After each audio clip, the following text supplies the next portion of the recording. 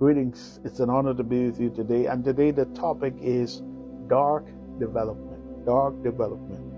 I'm about to get to my scriptures in a minute, but I want to, talk to you about photography. I don't know much about photography, but I know there was a time when, and we're probably far removed, there's probably some vintage photographers that still operate in this practice, but there was a time when there was a dark room, and that would be the place that your photos would be developed.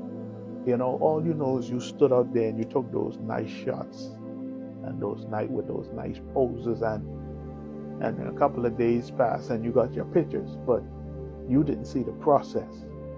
That photographer in those times, maybe still now, like I said, went into that dark room and they began to develop those beautiful pictures that you hold in your hand and enjoy.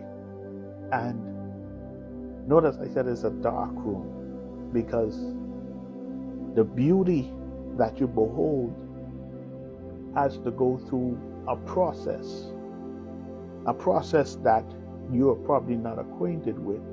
But the photographer understands that if I don't do this, then I won't be able to show you the beauty. I want to read 1 Kings 8:10-12. It says, "And it came to pass, when the priests were come out of the holy place, that the cloud filled the house of the Lord, so that the priests could not stand to minister because of the cloud, for the glory of the Lord had filled the house of the Lord. Then spake Solomon, the Lord said that he would dwell in the thick darkness." I've always marveled at scriptures like these, and I'm going to list a couple of them in a minute. This is after Solomon had made the innumerable sacrifice in dedication of the temple, and God in display shows up as saying, the cloud is God demonstrating his acceptance of the sacrifice. So in other words, Saul and them had just ministered to God.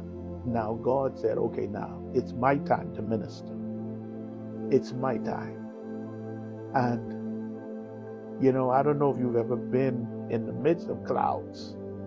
Even if it's white smoke, it can be like a dark experience. So sometimes I think about what Moses endured on the mountain. And it's because in the presence of God, he wants us to endure his process. And quite often we don't know what tomorrow holds, or we don't know what is going to happen next while we sit on God's wheel, because he is the potter. But we wait there patiently as he molds and makes us, so that we can be vessels of honor to him. Exodus 20:21 says, "And the people stood afar off, and Moses drew near unto the thick darkness where God was." So God is right there. I know that he's light. And normally when we express God or we compliment his greatness, we talk about how he's the light. But I want to tell somebody that he dwells in the thick darkness. I had an encounter one time, and I remember standing in this thick darkness, and I saw the silhouette of a king.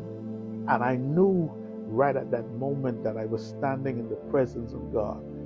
And it was like everything just melted away, because I understand that in the dark, great process is happening. And I know we don't like the dark because we can't see where we're going, but have you ever noticed he said, "Thy word, O God, is a lamp unto my feet." Why would you need a lamp for your feet? Because you're walking in darkness. David said, "Though I walk through the valley of the shadow of death." He's talking about thick darkness.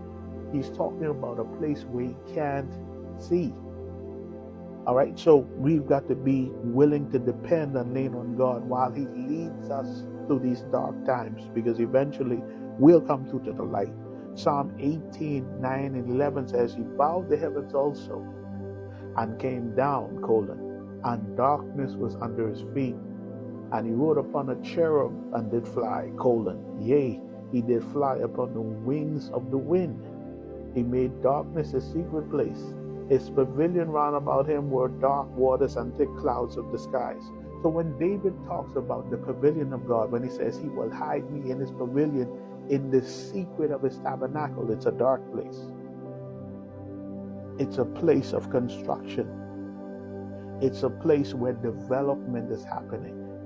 God is causing you to be that wonderful photograph that when people behold it, they will truly say, it was the hand of the Lord. I want to encourage somebody. Don't despise the dark times, because your God, the King of glory, dwells in the thick darkness.